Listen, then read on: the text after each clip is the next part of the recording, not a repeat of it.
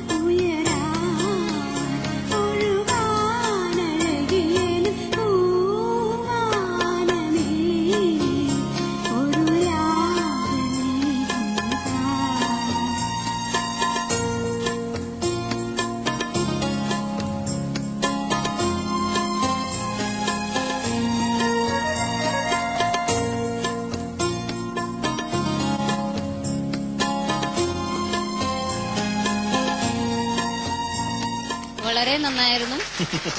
വേറെ ഉണ്ടായിരുന്നു അല്ലേ? പേടിയൊക്കെ മാറിയോ? പേടിയുണ്ടായിരുന്നല്ലേ? മൈക്ക് ഇങ്ങനെ നന്നായിരുന്നു എന്റെ പാട്ട്. നന്നായിരുന്നു. ഇനി ഒരുപാട് അവസരങ്ങൾ Thank you, thank you. കിട്ടട്ടെ എന്ന് പ്രാർത്ഥിക്കുകയാണ്.